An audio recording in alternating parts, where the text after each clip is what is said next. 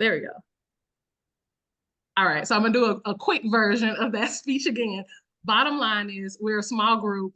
We want to be connected. We want to be transparent, and we want to make sure that everybody can get the things that they need from this webinar. It is being recorded, and I will be sending that out to everybody so that they can reflect back. But yes, feel free to comment in the chat, to come off mute when you need to and you want to dive into the discussion. Like we truly are. Or we try to set a tone for community and connectedness. And so please feel free.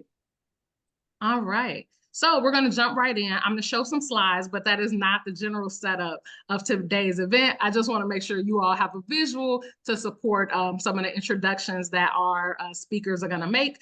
But we're going to have this general setup right here where we can connect with one another.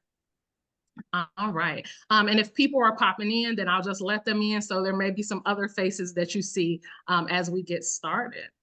So I'm going to dive right in and share my screen.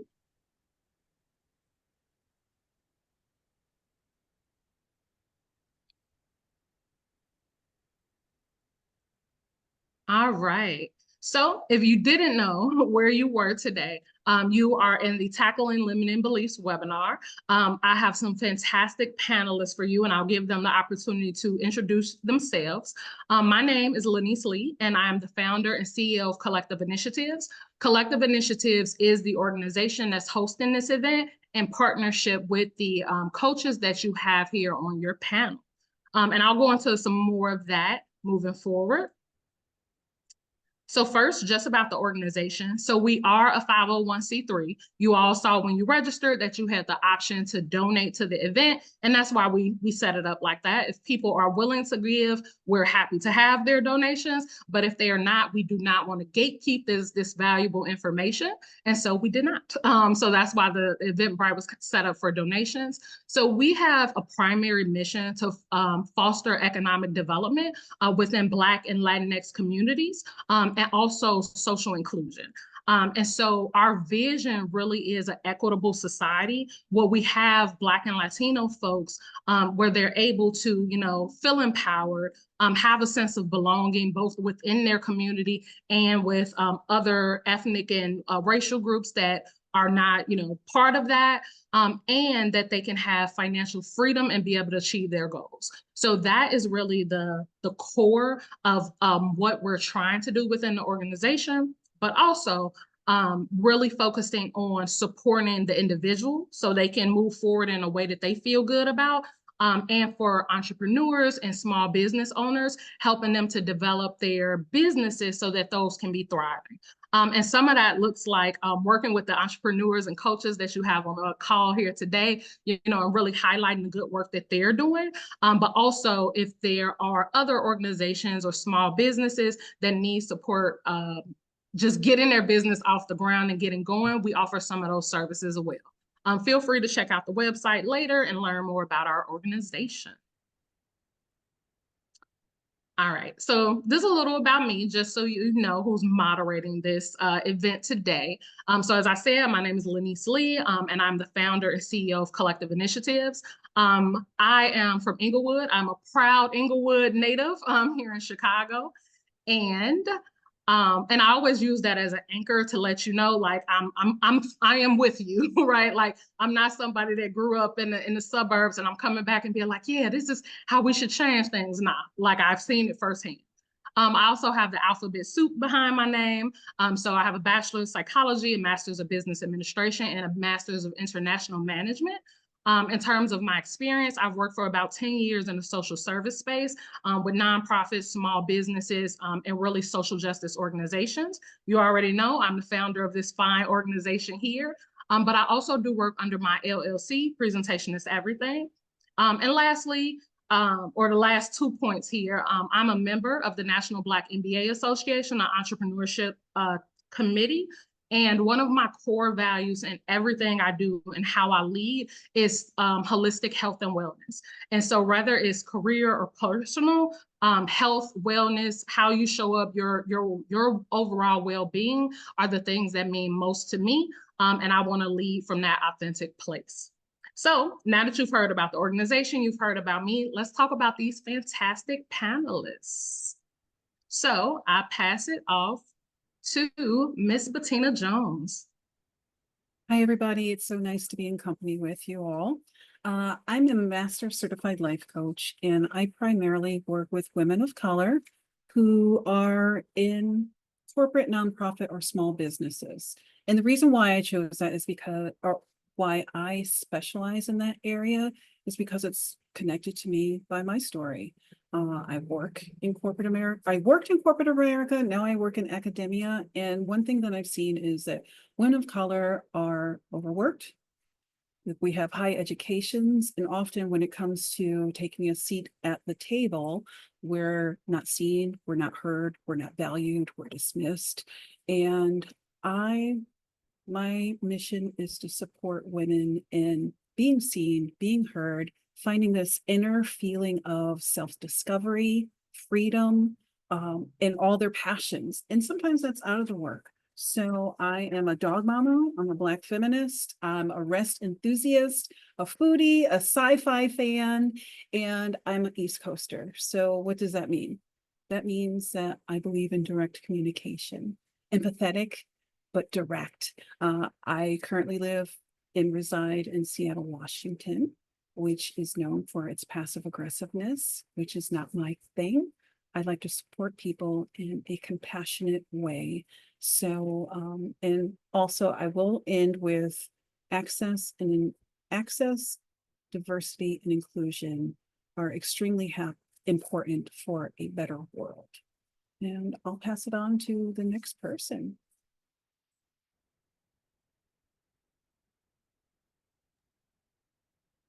Greetings, everyone.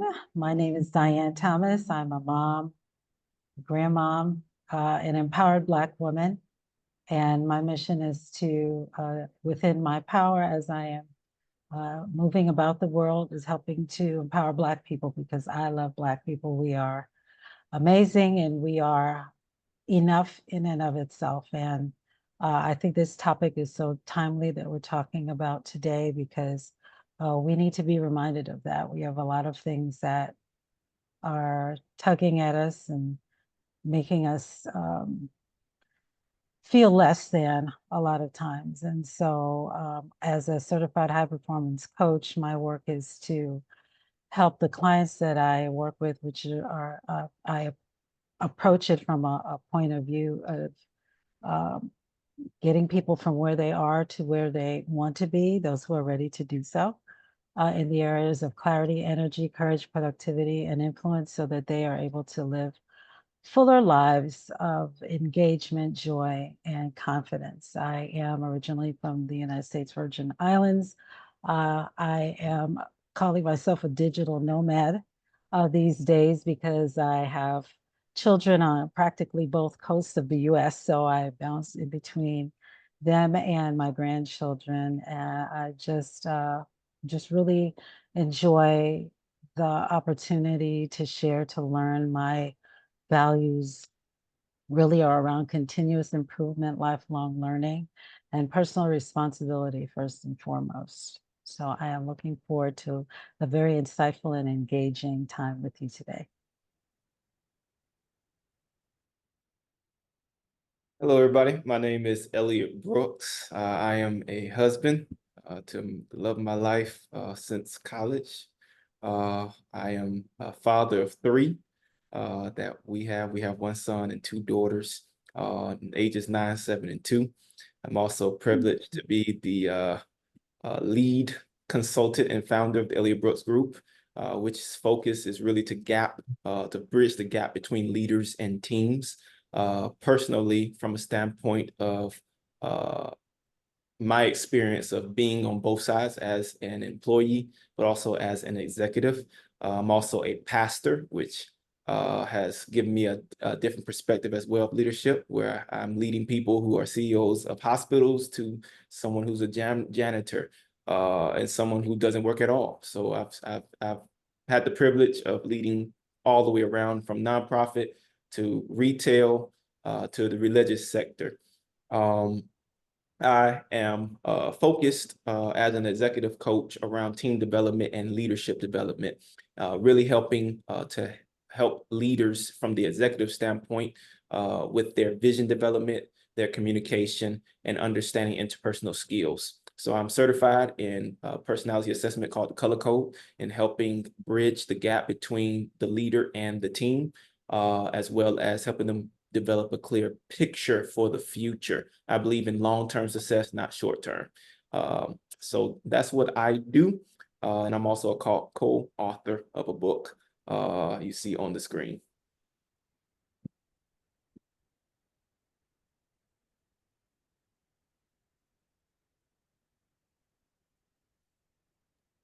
Awesome. Thank you so much, wonderful panelists, for that introduction. So we're gonna just open up, and again, right, we're not doing these slides. This is actually one of the last ones, so bear with me. But what I did want to do is anchor us in what it like a shared definition, so that as we continue with our discussion, like we're all defining limiting beliefs in the same way. So limiting beliefs are just what you see here, right? They're the thoughts, the opinions, the convictions, the everything that you have within you that can prevent you from engaging in the world around you in the way that you see best. So whether that is meeting your goals, reading or meeting the different needs that you have, and also you tend to adopt these beliefs as like absolute truths. Like this is the way the world around me works. And as many of us will know, there are not very many absolute truths in the world, but we tend to hold our own convictions as that and then leave from that place, which can prevent us from having a life that we really desire. So remember I said, right, this is gonna be the last slide, because now we're gonna jump into it. We're gonna get right into like tackling those limiting beliefs. So let me stop my share here so we can be more in our group format. But I did want to kick us off with just sharing like one of my personal limiting beliefs. And I have so many. Let me be clear. I have very many. But I was thinking today specifically around like what is coming up for me and being most relevant. And also just with the times. So one of the core beliefs that I tend to hold on to is that America won't improve and people are reluctant to change. And with that, especially as somebody who spent the majority of my career in social services, I'm able to see very easily how that prevents me from taking certain leaps of faith or fully submerging myself into even with the organization that I founded, organizations I've worked with, because I know in the back of my mind, I think, oh man, we're working hard, we're pushing things forward, but I don't see the change. Sometimes I struggle to see it in the individual, and then I definitely struggle to see it in the broader context, whether local, statewide, or even in the government, as we can see with the presidential election. Like sometimes those things feel very daunting and can reinforce my own beliefs. And I think too, one of the things that I've noticed too, as I'm thinking about moving into government, I'm asking myself the question and not even applying for the jobs when I think like, oh, is this going to make a difference? Or is this just going to be another thing where I think I'm making a difference, but really I'm just collecting a paycheck? And so, I still struggle with those. That's something that are challenges for me. And I'm fortunate that I can recognize it because I've gone through individual coaching, I've gone through group coaching. And so I'm able to flag those immediately in my mind, but I'm still like, okay, now that we know it, we've acknowledged it, we're aware of it. What, right? Do I even want to attack it? Or am I still holding true like this is the absolute truth? So yeah, so I wanted to just kind of, ground us in my own transparency that those are things that I'm struggling with. And so as we walk through this conversation and we hear from our coaches, we'll be using some examples like that and really catering it towards what do these things look like as a Black woman, in a Black body. Is my experience or my limiting beliefs different from, maybe my white counterparts or, folks of other BIPOC groups or the dominant population? So yeah, so let's get into it. Let's get into it, coaches. And you can always feel free to use my example as a challenging moment. I'm open to it. but two, your own examples that you want to bring in. So let me ask you this question so that we can anchor ourselves. All right. So what have been some of the most common limiting beliefs, especially those that you've considered to be like detrimental to your clients, to their organizations and different groups that you've worked I'm happy to kick this off. with? Since I work primarily with women of color, one of the most common is, I don't know how to get to the next level, or I'm not recognized enough to move to that next level. Things along those themes of that sense of being held back or not having the right, I'll say, if someone's in corporate America, not having a career path that say, okay, this is the next logical step for someone to advance.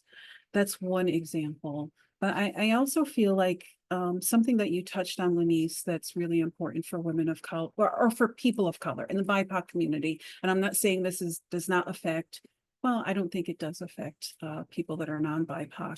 But when there's a desired outcome, limiting beliefs come up in a very strong ways. And that's because our desired outcomes are impacted by unhealthy relationships to power and privilege, their interpersonal relationships with marginalized communities or oppression. And that's another layer that I don't feel that every life coach is adept or equipped to support our communities. And that's my strong belief. I've seen it. I've worked with life coaches before or been in coaching mentor relationships. And they could give me the best advice with a net or great accountability. And I just can't move through it because my experience as a Black woman is not the same as a white woman or a white man. So that's from my perspective of what I've seen. A limiting belief that I personally have as a life coach, I work in academia.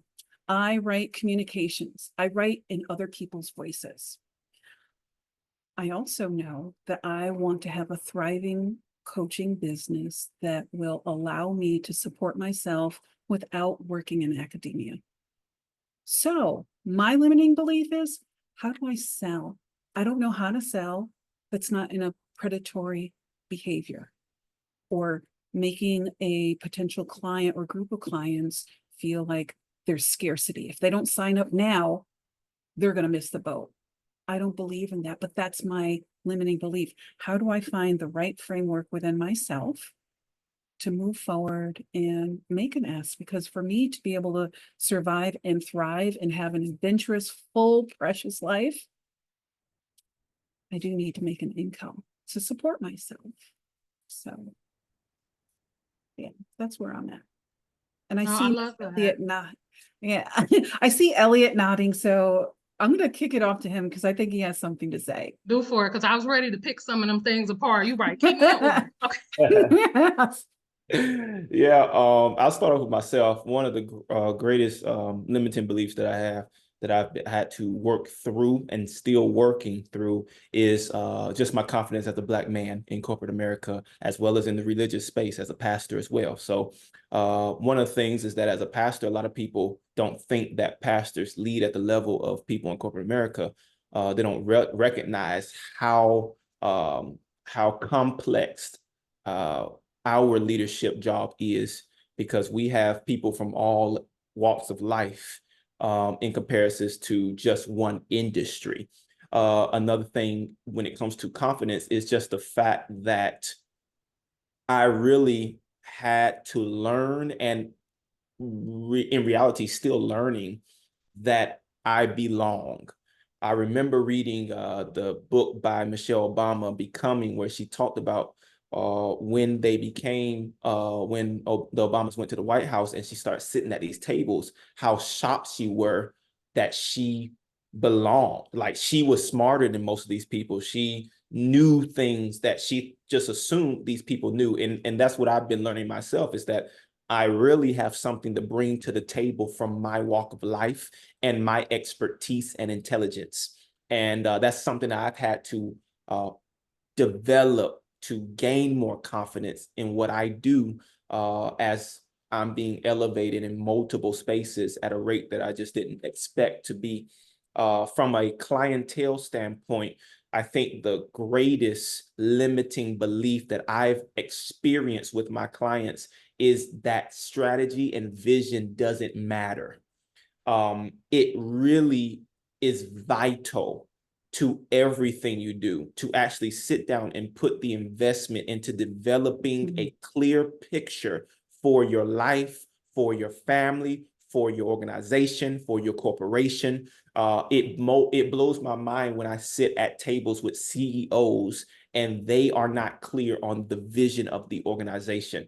Gallup Research had some information and that showed that their research that only 22% of employees felt that their leader knew where the organization was going. And so it is a great passion of mine because we think that that doesn't matter. It's soft. You know, coming up with vision statements is whatever. You know, it's operations. We need to get money. And people don't recognize that the limitation of your vision will be the limitation of your dollar. So I try to be very intentional in helping people to recognize that that's a limiting belief, that vision doesn't matter, that strategies doesn't matter. You will be more grateful, you will experience less stress, you'll be less frustrated if you are clear on where you're trying to go. And shockingly, those around you would be better when they know where they're going as well.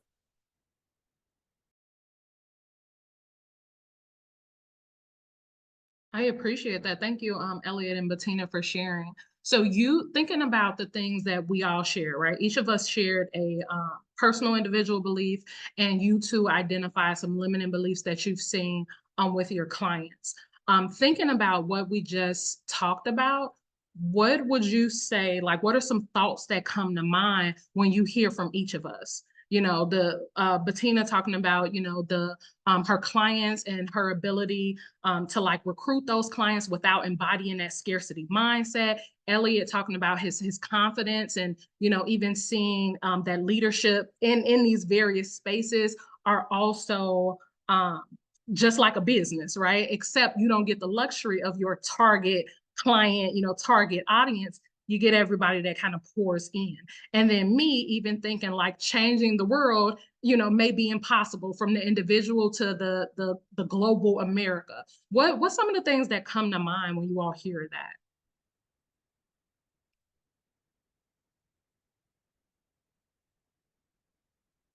If anything, let me not pressure you, right? But like, you know, hearing from each other, like what are some of the things that's coming to mind for you?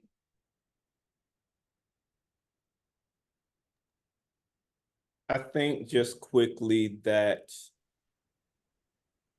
when you look at the totality of a lot of these limiting beliefs, it's almost something that we can value, because as I listen to a few that's been presented so far, all of them have presented some sense of the glass being shattered, that you're able to overcome those limiting beliefs, or you are overcoming. So I think that that's something to value, whatever your limiting belief is, that you can overcome it, and you may be in the process of overcoming. So it is a decision that you need to make to say that, okay, I identify that this is a limiting belief that I have. I can do whatever it is. I can show up in whatever way I've been designed to show up, and I will overcome it. Yeah. I'll add to that.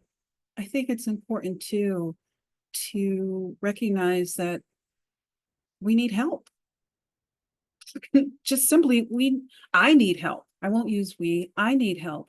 Like when I identify a limiting belief, and I'm fortunate enough to go through a coaching program to teach me what a limiting belief is. It's not just inner talk. It's just not, you know, the things that want to hold me back, whether that be family, friends, community, but like it's asking for help. And then being curious about well, what does help look like for me in this circumstance? And I will say from my own experience, when I was working in New York City in finance and wanting help, I didn't see anybody that looked like me. So I uncovered without realizing it and moving with this limiting belief, I'm like, well, life coaching, or I had mentors, wasn't meant for me because I didn't see anybody that looked like me that was doing it to help me move through my challenges. And yes, there was therapy and things of that nature, but I'm going to say simply asking for help. Once I identify something is holding me back and I have a desired outcome, and then determining what does that help look like? I gotta add one more thing, real quick, and that is, I think that's such a vital point that's just been made. Asking for help is so important that we recognize that, because many of us believe that the greatest, those people we look up to, are just great, and what you don't realize is all of them have help. Even if you know, I'm a sports fan, so you know, I live in Chicago, so Michael Jordan, for example, if you look at his life of basketball work, you recognize that they are coaches all through his process. There are people, as great as a talent he was, he still needed coaching. He still needed a coach. He still needed multiple coaches. And I think that being able to identify that I need help, no matter how talented or gifted you are, everyone needs someone or a community of individuals that can help and support you. Mhm. Awesome. No, thank you. Thank you, Elliot and Bettina, for elaborating on that. So I think as you've talked about, you know, the ask, the need, the ask, talk to me a little bit, Diane, you know, feel free to jump in too. Talk to me a little bit about what have you seen with your client? Like what outcomes have you seen when they're starting to recognize, identify the need, and looking for the opportunities help, whether that's individual, whether that's the community, right? As they're trying to address their limiting beliefs, like what have you seen from them? How has that really impacted those folks? I mean, we use Michael Jordan as an example, clearly, right? He's the GOAT, you know? So I don't want to start no fight. I don't want nobody to bring up LeBron and Steph, and I don't want none of that. Yeah. However, you know, but recognizing like he's definitely one of the greatest, and he's clearly has overcome some of those limiting beliefs. So talk to me a little bit about that. Like what outcomes have you seen and how have they impacted people? Well, before I start, I want to make sure, I think Cheryl had unmuted herself quickly, or unless I was. I'm good. Thank you. You good? Okay. All right. Okay. Yeah, so I look at this pretty much, and when I'm in these coaching spaces, from, you know, with clients or just having conversations generally, about where these limiting beliefs started from, where they came from. And for the vast majority of the folks that I coach and people that I have these conversations with, um, they're external, right? So it comes from a lot of comparison, competition, looking on the outside of yourself. You know, we all came here as little babies in arms, and just full of the potential, you know, for ourselves. But because of the society that we have to live in, and because of the structures and systems that we live within, we are required to try to fit in. And for Black people specifically, we are already othered in many ways. And so that's the frame from which I begin to address some of this with, because understanding that these are externally imposed these are externally imposed requirements or conditions that we are trying to now reach.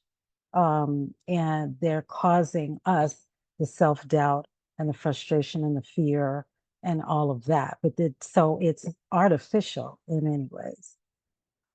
So I understanding that from a long time ago, me myself, you know, and I can identify with a lot of what was shared here, and in terms of where your initial thoughts go when you are up against something.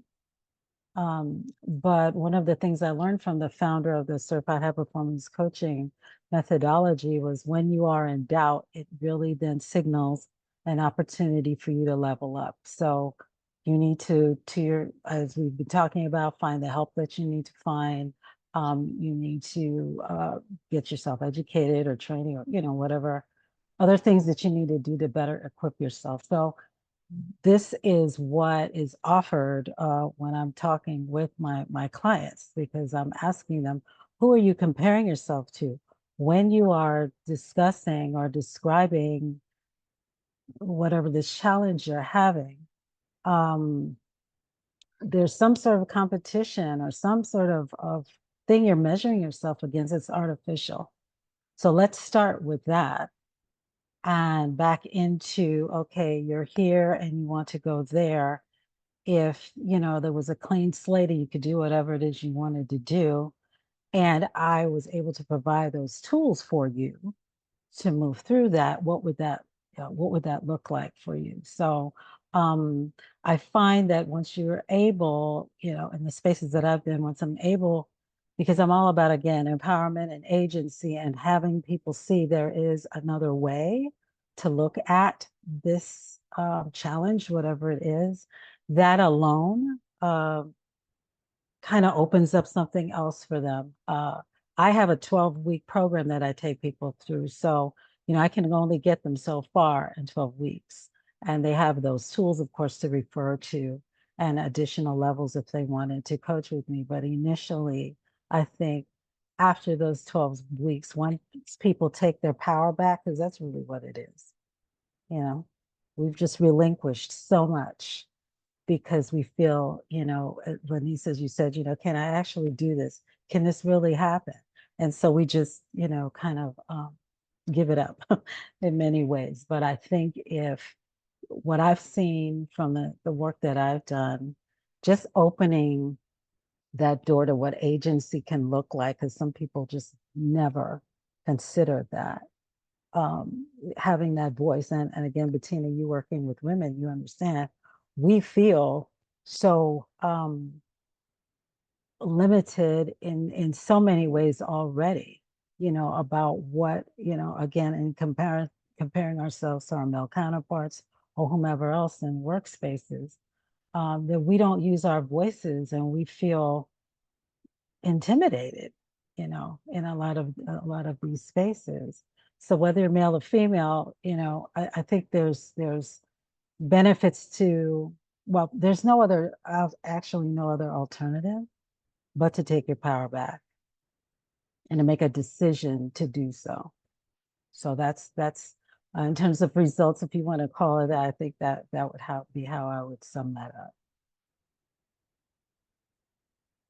Yeah, I would say, if I may, some of the results or outcomes that I've seen with my clients is I kind of summarize it in two stories. So number one, I was working with a founder of in the healthcare industry space, and that individual was trying to bring on or build their team. So we went through a process of something that they just didn't believe was that important when it first brought to them through the coaching process, which was vision and strategy. So we went through a time process over some time of months to really develop the vision and mission values of their company as an entrepreneur that's wanting to bring other people on board. We went through that process, and that individual was able to identify very clearly what they wanted for their organization long term rather than looking at it right now. And by doing so, what happened was they were already in the process of trying to hire two individuals. And they came back to me and let me know that by going through the program that we went through and getting that clear picture of what 20, 30 years looked like for their company, even though it was extremely small, they were able to identify and create boundaries to say these two individuals I was about to bring on did not fit the long-term picture of where I'm trying to go. And what they were able to do was they were able to identify and find two individuals that actually fit the picture that their strategy and vision now was clear on. And they was extremely grateful to have experienced that, because there was a mistake that they avoided because they were clear on something they did not believe was that important. The second story is of an individual I worked with who was in the C-suite. They got promoted to the C-suite, and they had two individuals, one individual rather, the CEO that they reported to, and the relationship was not going well. And it looked like they were about to get fired. So I started working with them, and we went through my process of what we call the color code assessment, understanding, number one, who they were, and then take some estimates and guesses on what type of person the CEO was. And after a course of months, after going through that and then creating a strategy, they were able to start implementing that over a course of 6 to 8 months. And by the end of 8 months, that relationship had a 180 turnaround, where the relationship was so good, for lack of a better word, that individual is now possibly could be in the succession plan for that company. So those are two outcomes from limiting beliefs that I've seen with clients that I've worked with. Awesome. love No, to share. thank you. Oh, please go ahead, Bettina, jump in. Oh, I have two that are coming to mind, so let me just choose one. One, again, my space is personal development and self-discovery. I had a client who put herself through school, got her bachelor's and master's like within, I think, 5 years. So she worked really hard, landed herself a job in finance, and she loved it. She had a wonderful working relationship with her manager and boss. And at the same time, she felt like something was missing in her life. Even though she was fully dedicated, she had a full social life. And throughout the process of us coaching, I asked her one question: what brings you joy? And she's like, I was born to sing. And I was like, you're in finance, you have your master's, and you were born to sing. Okay, come back. Think of like some actions, how you want to. She didn't realize her limiting belief was her commitment to her job, to her manager, because she made a commitment to stay in that job for 5 years to help him get his business off the ground. The next time that we met, she had already signed up for music lessons, songwriting lessons, and I think signed up to be in a band. And so now she's able to keep her full-time job and her commitment, and has a greater self-expression in her creativity through her singing. And I check her Instagram, and she's doing concerts here and there. And someone might not know that our commitments to something can be a limiting belief. I can't move forward. I can't explore joy or what joy means to me until I fulfill this commitment. And then I can make a decision. Well, she cut 5 years off that plan to more self-expression of joy. And I love that, because it's light, it's bright. And sometimes our limiting beliefs are so heavy that we can't see what our souls desire. And I just love that. Is it okay to share another example? Because this one too is meaty. I had a client who also, she had a full-time job and she was building her beauty business. She made organic soaps and shampoos and skincare, and it was everything she was doing on her own, and it was starting to thrive. Like, she was going to different markets. And then there's a local store. It's a co-op, and there's like 6 different stores, and they're high-end. They're adjacent to Whole Foods, but not quite.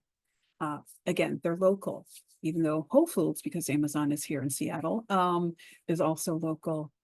And she had an opportunity to do a presentation to be a featured brand in these 6 stores, and they're throughout Washington State. And her limiting belief was, how is a woman who looks like me? I have dark skin, I have locks, What are they going to think when they see me present? And as we started to unpack her limiting beliefs, came to the discovery that this store was opening up a space for marginalized communities to be in their store.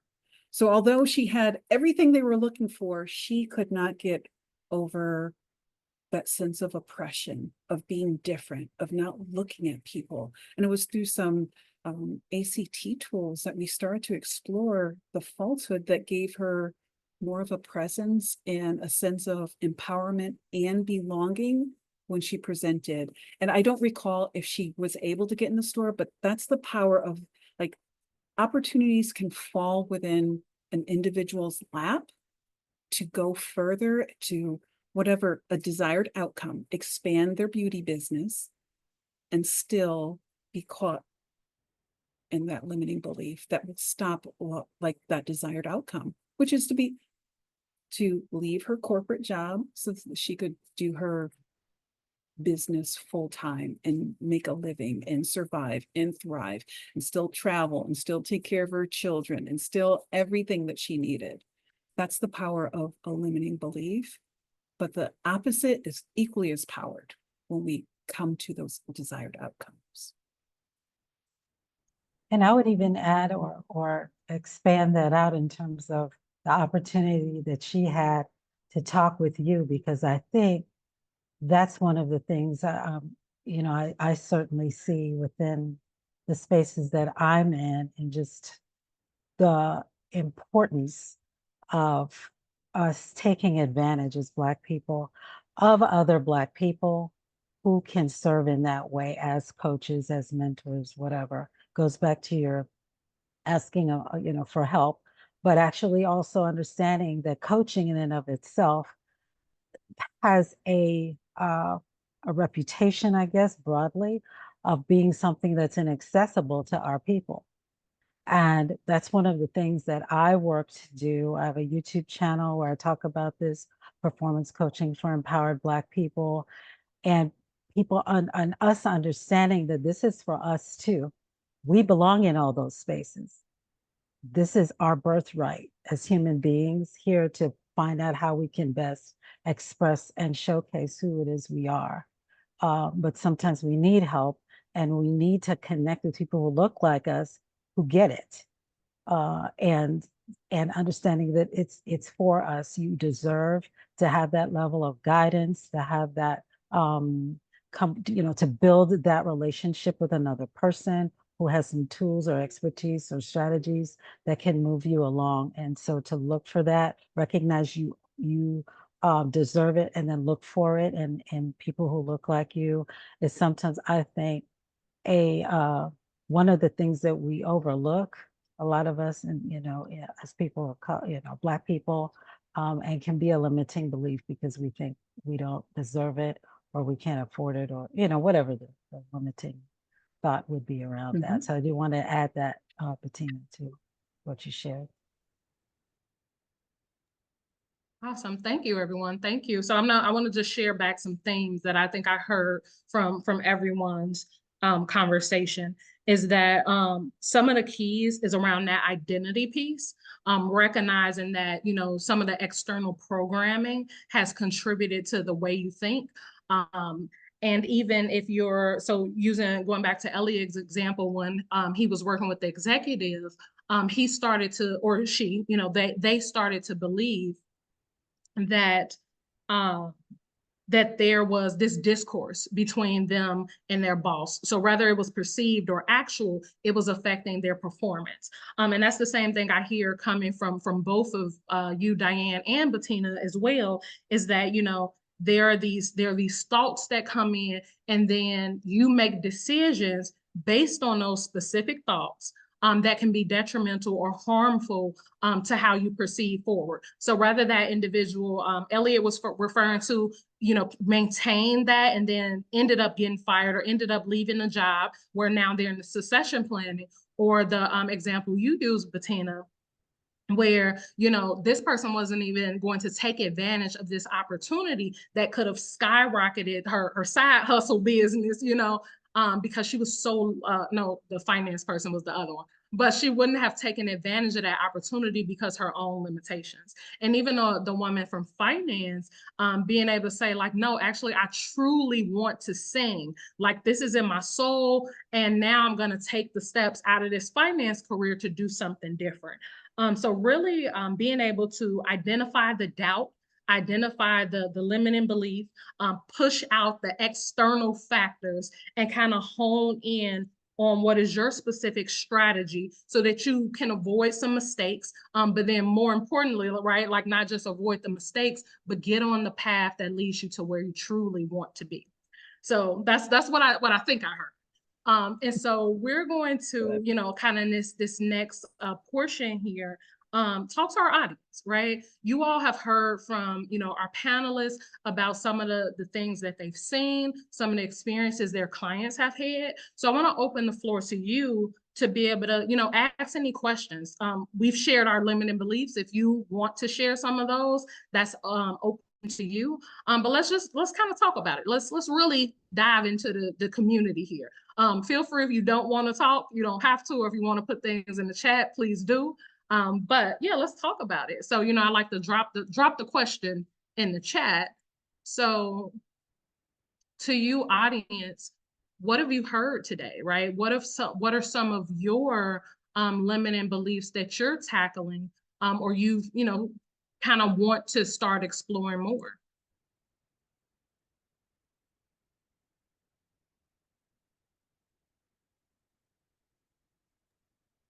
I like to share to answer that question.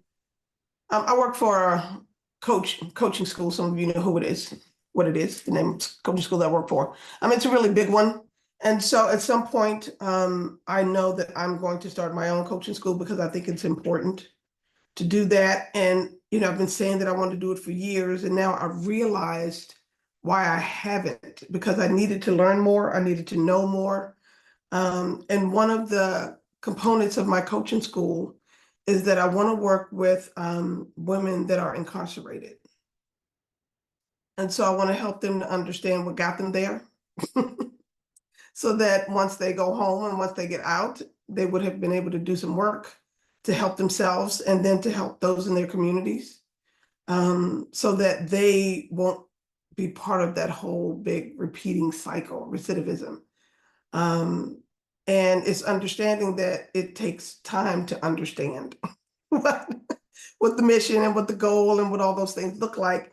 And also while battling limiting beliefs that, okay, well, I can't compete with this person because they're big, they're huge, they're internationally known. But I don't want that anyway.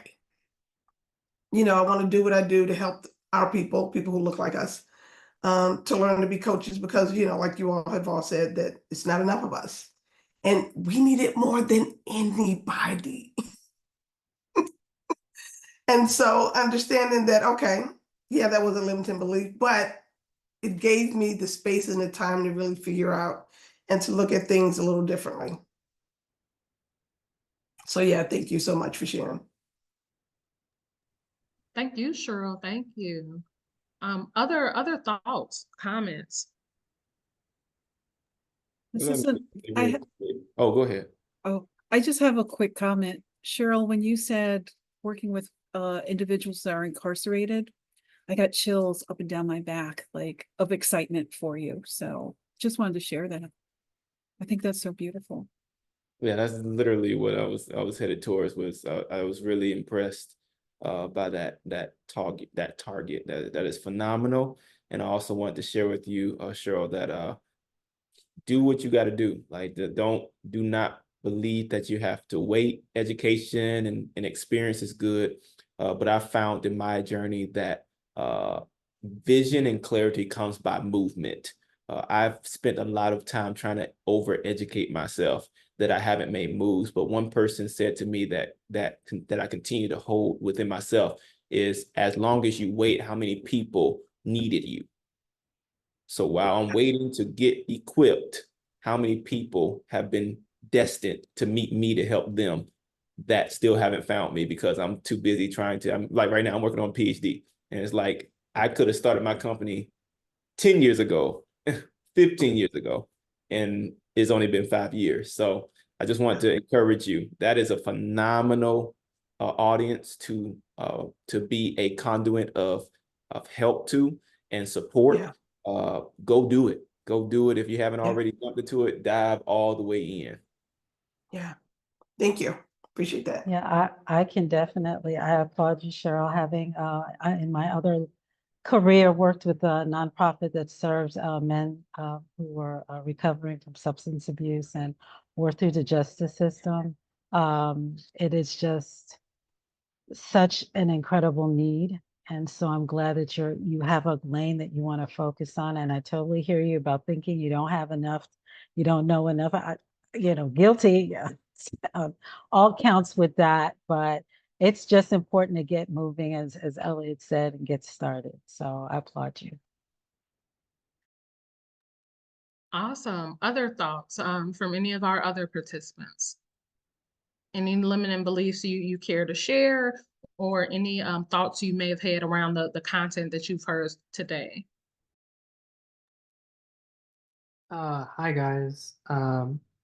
I really enjoyed this conversation, and I've been looking for this type of space. Been looking for a space of color. My partner was the one that shared this with me. I'm really grateful for it because I have had limiting beliefs or doubts and fears and all the interwebs and stuff. A lot of the stuff that I'm gonna butcher people's names, which I apologize. I'm terrible. That Bettina, I if I butchered that, Bettina. Yeah, Bettina, Bettina. It's okay. Uh-huh. I apologize about It's that. okay. One of my worst Don't worry. things. And I'm the Elliot, same. I think, like a lot of the things that you guys were talking about, especially with your clients, resonated with me. And so my limiting belief right now, I'm in a moment where I'm like, am I going to be let go of my job? I joined a nonprofit organization, and I'm in my first time as a director leader coming into the space. Earlier on, really focused on in an interview explaining that like no, you can see my resume. I've done senior stuff. However, this is a big leap, right? And really honing in on like this is areas that I'm strengthened at. These are areas that I'm interested in developing, but I don't have experience on, right? Being transparent. And so leading up to here, just and the organization is white, predominantly white, if you couldn't tell from my voice. And it's not, I think it's not as toxic as other experiences that I had. However, I think for me the doubt has been, how do I show up fully in a space as a director, leading a team, predominantly white, only black person as well, uh, effectively. And I think my limiting belief is one. And when you guys were talking about it, I was like, oh shit, like I see it kind of like I see it. I think it's more of like really centering, the expectations of other leaders, especially white leaders, and seeing like comparing myself to that. But then I think also and some deeper kind of things which I've had to deal with trauma, deep ones, is being comfortable of wanting to get help from person like dominance, right? Like my leader, with them not having the full time for me, right? And I tend to kind of backtrack and really self inflict in a sense and ideate and think all the thoughts in my head that sometimes I do know that they're not the greatest thoughts, right? Of feeling like not cared for, not supported, not this way and that way. And so there's a lot of limiting beliefs in who I am, what I want to do. However, fun thing that I'm really excited about, and I really appreciate Patrice, Bettina, what you stated around like, what brings me joy. When you said that, I was like, oh, let me think about it in that context. I intend to probably leave this job. I feel comfortable in that. I feel comfortable in that, saying that openly.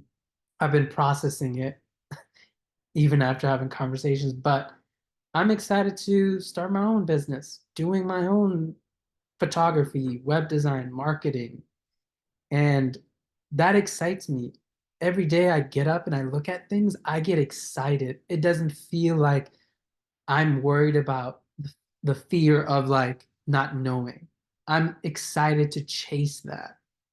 Whereas here it's the current position I'm at, it's having to fit myself into positions, talking a certain way, pulling myself back, wanting to get the same support as others, but not feeling that I'm deserving of it or feeling that I am receiving it. And so thank you. Thank you for the question, the processing.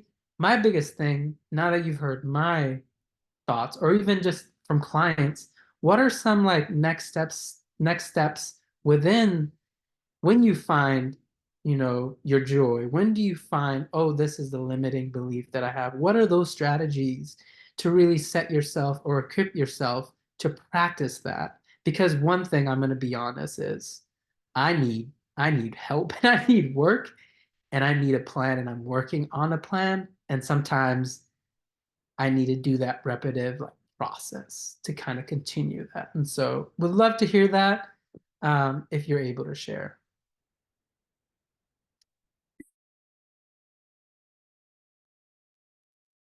So I'll start off, yes.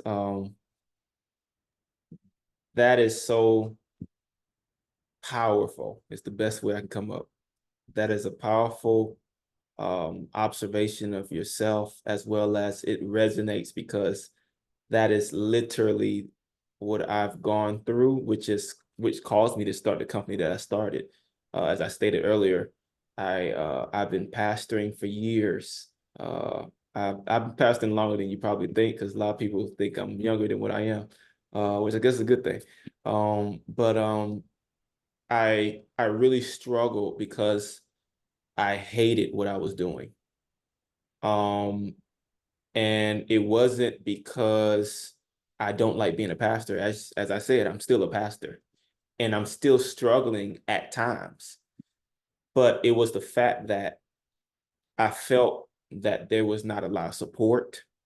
I felt that those who were over me did not really care about me.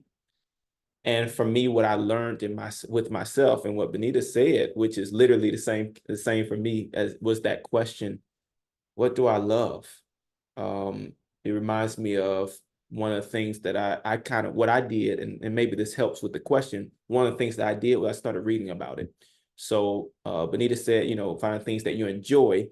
I went through that process, and one of the processes I went through was Simon Sinek's process, Find Your Why.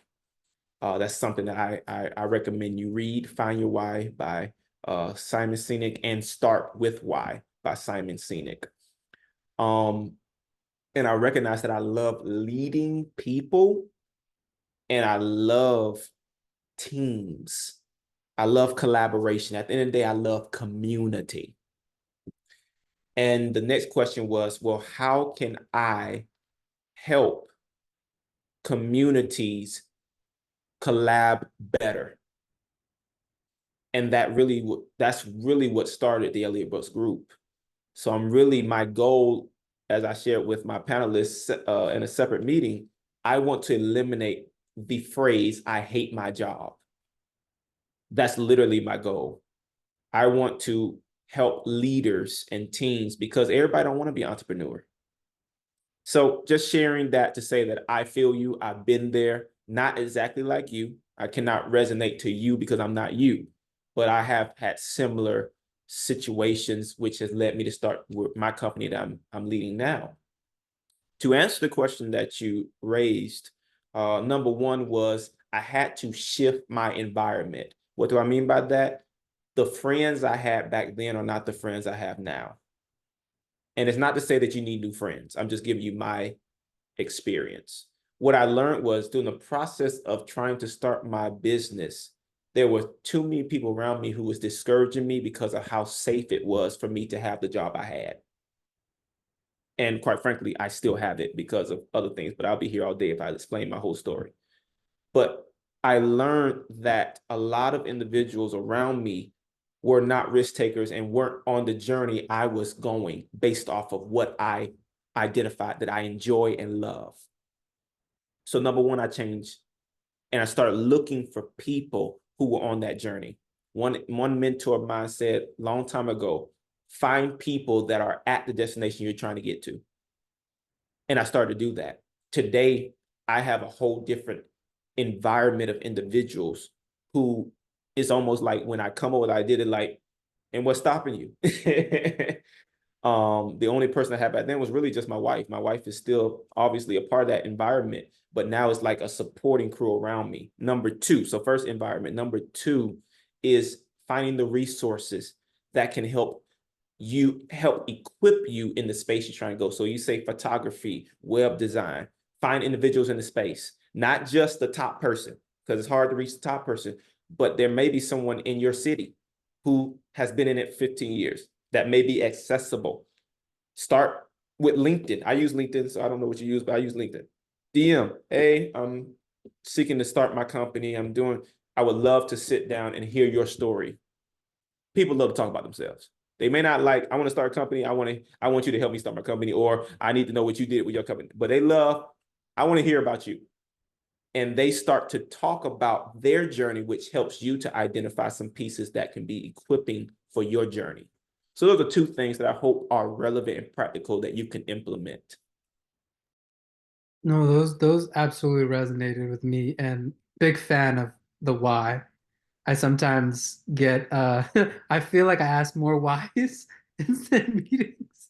And sometimes that bugs a certain people with like, trying to get through the things. But thank you so much. Those were inspiring. So thank you, thank you, thank you. No problem. I'd like to add something if that's okay. I'm going to call you A Muhammad since I don't know your Sure. first name. I would say the first thing is to thank your partner for sharing this with you. Because that, referring back to what Elliot was saying, your partner's part of your community and they obviously saw that you were struggling with something. Treat them to dinner, clean the house, do something special just for them, an acknowledgement. And this is just some practical thoughts, but there are a couple of Facebook groups that are for creatives. I feel like creatives going into business is a little different from, let's say, a coach, because you will have to sell in a different way. And a lot of it is going to be your creativity, your vision. And I love what Elliot said, find other people who are doing this. And I think you're based in Seattle like myself. And I know there are some people of color that are photographers. And maybe you could start a meetup or like just a conversation to connect with them. That's two. And then the third thing is, I'm not sure if you've ever heard of SCORE. It's SCORE. It's a organization that's funded through the government where they offer entrepreneurs mentorship to help move you through different processes. Sometimes it could be a little heavy, but it will give you like a baseline of like, what will a marketing plan look like for a photographer and web designer? So that's just my thought. Acknowledge your partner, celebrate, give them a thank you, take them out, do something, and then just do some light exploration. And it'd be nice if you could circle back with us, whether it's in 3 months, 6 months, whatever, like where you're at, because maybe we could find other resources for you or just have a conversation as well. And I am actually a SCORE Chicago mentor as well. So I definitely think that you should reach out to whatever the free or inexpensive resources are for you to get your thoughts together. And they definitely have an incredible array of resources on the website in and of itself. That might be all you need, but if not, they can definitely find a good mentor for you. Yeah, thank you. As you can probably tell, I'm a nerd in a sense. I actually know about SCORE. And I am actually getting into that. And the weird thing is, before I started the role, I started my LLC It's been vacant right now, but have already been doing those little miniature kind of moments of like learning, getting resources, mentoring, and SCORE. I've taken like 3 SCORE classes around like financing and taxes, which is a struggle for me. That's probably, but the creative side I can like do for days, but the business stuck structuring and all that stuff is where it happens. But thank you all. And I would love to circle back. I would love to circle back for sure and take your information and follow up. Thank you so Awesome. much for answering my questions. Of course, no, thank you for sharing and contributing to our conversation and being vulnerable. We greatly appreciate it. So in our last 2 minutes here, I want to make sure that one, our panelists are able to put their contact information into the chat so that people can contact them should they like. And to just let you know, please do like stay in touch with us. Like I said, part of Collective Initiatives work is really to build community and be able to support people through their personal journey and professional journey, rather than entrepreneurship. And coming soon, right, doing some work with folks who are geared towards just not being entrepreneurs, but developing their career. So stay tuned for that. But I wanted to make sure to just highlight a few things as we close here. So one, everybody will receive the recording from today. So, you know, not to worry about that. And also the slides in that, like we're having our coaches put their contact information directly in the chat.